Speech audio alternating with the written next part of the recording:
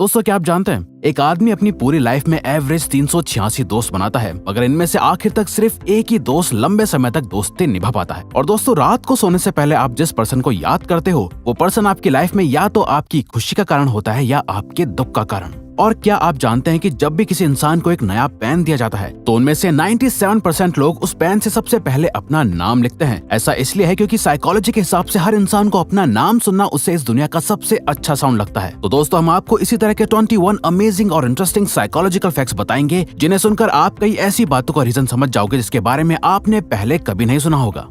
Number 21, अगर आप चाहते हो कि कोई आपके सामने झूठ ना बोले तो आपको बस इतना करना है कि जब भी आप उस पर्सन से बात कर रहे हो तो उनकी आंखों में देखने के बजाय आपको उनके माथे के बीचों बीच देखना चाहिए। इससे वो अपना थोड़ा बहुत कॉन्फिडेंस खोने लगेंगे और उन्हें लगेगा कि वो अगर झूठ बोलेंगे तो वो पकड़े जाएंगे और ऐसे में वो झूठ बोलने से रुक जाते हैं, इसलिए इसके चांसेस कम हो जाएंगे कि वो आपके सामने झूठ भी बोल पाए। नंबर 21, आपने कभी इस बात पर ध्यान दिया है कि जब कोई आपको इग्नोर करता है तब आप उस इंसान पर और ज्यादा ध्यान देने लग जाते हो, आपका सारा अटेंशन उसी पर रहता है। ऐसा क्यों होता है कि हम उसी चीज को चाहते हैं जिसे पा नहीं सकते? इसका एक साइकोलॉजिकल रीजन ये है कि हमारा ब्रेन अनफ्रेंडलीनेस को एक चैलेंज या गोल की तरह देखता है। आप उन लोगों के लिए इतने ऑब्सेस्ड रहते हो क्योंकि आपका ब्रेन उस इग्नोरेंस को एक चैलेंज की तरह देखता है जिसे आप अकम्प्लिश करना चाहते हो, जैसे किसी मैथ प्रॉब्लम की तरह। नंबर 19, आजकल psychological disorders like stress, anxiety, depression etcetera बहुत ज्यादा कॉमन होते जा रहे हैं। अर्ली 20s में की गई एक रिसर्च के अकॉर्डिंग स्टूडेंट्स का एंग्जाइटी लेवल इतना ज्यादा होता है जितना कि एक 90s-50s के साइकियाट्रिक पेशेंट का। और अगर आज के टाइम पे ये स्टडी अब दोबारा की जाए तो एक एवरेज स्टूडेंट का एंग्जाइटी लेवल किसी साइकियाट्रिक पेशेंट से भी ज्यादा होगा।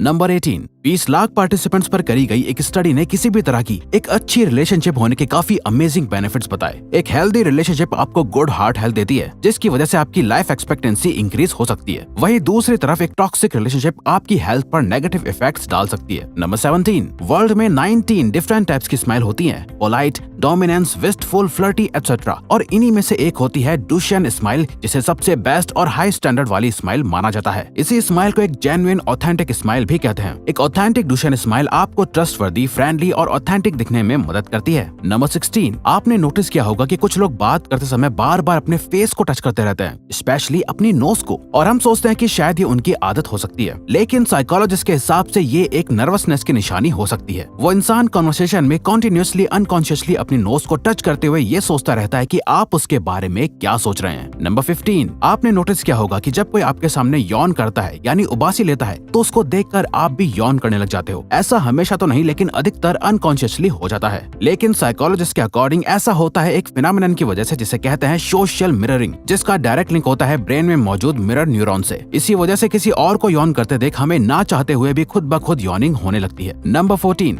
जब आप किसी क्यूट पेट, टॉय या बच्चे को देखते हो तो आपका मन उसे दबाने का करता है, पर क्या ऐसा होना नेचुरल है? इस तरह के बिहेवियर को कहा जाता है क्यूटनेस अग्रेशन। न्यूरोसाइंस रिसर्च में देखा गया कि हम पॉजिटिव चीजें देखकर बहुत ज्यादा ओवरवेल्म फील करने लगते हैं और इन्हीं क्यूट चीजों को देखकर हमारे पॉजिटिव इमोशंस बढ़ जाते हैं, जिसे कंट्रोल करने के लिए हमारा ब्रेन क्यूटनेस अग्रेशन क्रिएट करता है जो हमारी इस ओवरवेलमिंग फीलिंग को कंट्रोल करती है। नंबर 13, दिन भर में हमारे दिमाग में 50,000 से भी ज्यादा थॉट्स आते हैं जिसमें से 80% थॉट्स नेगेटिव होते हैं जिनका हमारी डे टू डे लाइफ पर बुरा असर पड़ सकता है। इन थॉट से आप बच नहीं सकते पर इनको सही जरूर कर सकते हो, अपने आप को बिजी रखकर या ऐसी एक्टिविटीज करके जो आपको खुश करती हैं या फिर कुछ अच्छा सोचकर। अगर आपको लगता है कि आप ज्यादा ओवर थिंकिंग करते हो या आपको सिर्फ नेगेटिव थॉट्स ही आते हैं तो अपने आप को सुपर बिजी करके देखो। नंबर 12, ये एक काफी अजीब फैक्ट है कि हमारा माइंड जो हमारी मदर टंग यानी मातृभाषा है उससे अलग लैंग्वेज में कुछ सोचे तो हमें काफी सही डिसीजन लेने में मदद करता है। ऐसा बहुत सारी रिसर्च में देखा गया है कि आप जब किसी और लैंग्वेज में सोच कर डिसीजन लेते हैं तो आपका माइंड ज्यादातर टाइम सही होता है। इसीलिए अगली बार कोई डिसीजन लेने से पहले उसके बारे में इंग्लिश में सोच के देखना। नंबर 11, हम रेस्टोरेंट्स एंड कैफेज में वेटर्स को किस तरह से ट्रीट करते हैं ये दिखाता है कि एक्चुअल में हमारा नेचर कैसा है। इस रूल को द वेटर रूल कहा जाता है। इसमें यह देखा जाता है कि दूसरे लोग जो आपकी नजर में सिर्फ वेटर हैं उन्हें आप किस तरह से ट्रीट करते हैं। आपका नेचर आपकी पर्सनैलिटी को डिफाइन करता है, सिर्फ नाम और पैसा नहीं। नंबर 10, ऐसी चीजें करना जिनसे आपको सबसे ज्यादा डर लगता है वही आपको सबसे ज्यादा खुश रखती हैं। आप जब भी कोई ऐसी चीज करते हैं जिसमें थोड़ा रिस्क का डर होता है तो उसको करने के बाद आपको खुशी जैसा फील होता है। अब इन सब का ये मतलब नहीं कि आप खुशी पाने के लिए कोई भी गलत काम करने लग जाओ, लेकिन हाँ, कुछ रिस्क के एडवेंचर्स करने का ट्राई करके आपको जो खुशी हासिल होती है उसका कोई मुकाबला नहीं होता।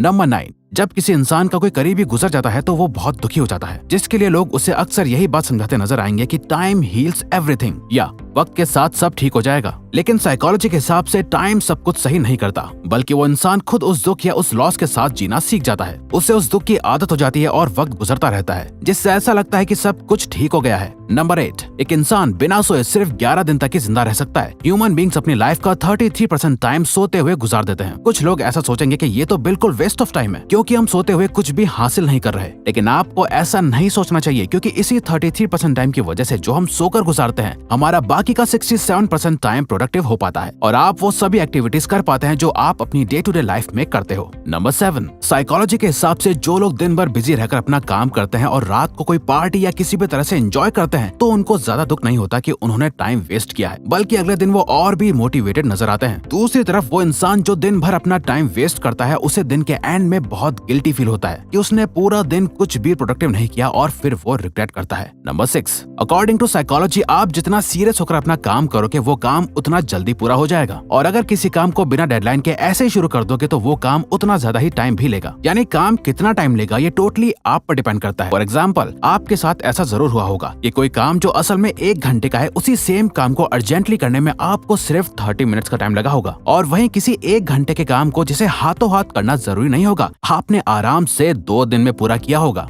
नंबर 5, ह्यूमन ब्रेन एक बहुत ही एडवांस ऑर्गन है जिसके अंदर सारी इन्फॉर्मेशन सेव्ड रहती है, जिसे हम मेमोरी कहते हैं। माँ के पेट से लेकर मरने तक हमारी लाइफ का हर एक इवेंट हमारे ब्रेन में सेव्ड होता है। लेकिन फैक्ट की बात यह है कि ह्यूमन बींग्स चाहकर भी उन सभी मेमोरीज को दोबारा से याद नहीं कर सकते। हाँ, कुछ खास मेमोरीज याद आ जाएं, लेकिन सभी इवेंट्स आपके ब्रेन में मौजूद होने के बावजूद भी उन्हें याद कर पाना इम्पॉसिबल है। नंबर 4, आप जिस भी तरह के शोज या मूवीज देखते हो, उसी तरह से दुनिया को भी देखना शुरू कर देते हो। रिसर्च बताती है कि जो लोग क्राइम इन्वेस्टिगेशन या इवन ज्यादा न्यूज देखते हैं, वो दुनिया में होने वाले सीरियस क्राइम्स को ओवर एस्टिमेट यानी बढ़ा चढ़ा के देखते हैं, और इस तरह के शोज उन्हें ये सोचने पर मजबूर करते हैं कि दुनिया एक बहुत डरावनी जगह है और वो उसमें एक विक्टिम है। जबकि जो लोग कॉमेडी और फैंटेसी जॉनरा देखते हैं, उनकी लाइफ काफी पॉजिटिव होती है। नंबर 3, हमारी सोच और हमारे दिमाग की सोचने की एबिलिटी हमारे कल्चर पर डिपेंड करती है। सोशल साइकोलॉजिस्ट रिचर्ड निस्बेट ने अपनी book the geography of thought में बताया है कि किस तरह एशियन एंड वेस्टर्न कंट्रीज में मेंटल प्रोसेसेस अलग होते हैं, यानी दोनों कंट्रीज के cultures, philosophy, education and social structure अलग हैं, जस्ट बिकॉज वहाँ के लोगों को अलग अलग तरह की प्रॉब्लम्स फेस होती हैं। इसी वजह से एशियन कंट्रीज में लोगों की थिंकिंग काफी हॉलिस्टिक होती है और वहीं वेस्टर्न कंट्रीज की काफी एनालिटिक। नंबर 2, हमें ऐसा लगता है कि हम अपना हर डिसीजन काफी सोच समझ कर लेते हैं, लेकिन साइकोलॉजी के हिसाब से हम अपने ज्यादातर डिसीजंस अनकॉन्शियसली लेते हैं। फॉर एग्जांपल, अगर आप कोई मोबाइल लेने जाते हो तो आप अपना बजट और ब्रांड कॉन्शियसली ध्यान में रखकर फोन चूज करते हो, लेकिन अनकॉन्शियसली आपका माइंड आपको ट्रेंड और मोबाइल के और फीचर्स की तरफ भी आकर्षित करता है, जिससे आपका डिसीजन अफेक्ट होता है। नंबर 1, जब भी हमें कोई रूल बहुत स्ट्रिक्ट लगता है या हमें ऐसा लगता है कि हमसे हमारी फ्रीडम छीनी जा रही है, तो हम में से अधिकतर लोगों का मन सिर्फ उस एक रूल को नहीं बल्कि हर रूल को तोड़ने का करता है। साइकोलॉजिस्ट इस बिहेवियर को रिएक्टेंस कहते हैं। ये हमें बताता है कि किसी को फोर्स करके अपनी बात मनवाना कभी काम नहीं करता। हम दूसरों की बात तभी मानते हैं जब हमें लगता है कि हम वो काम अपनी मर्जी से कर रहे हैं।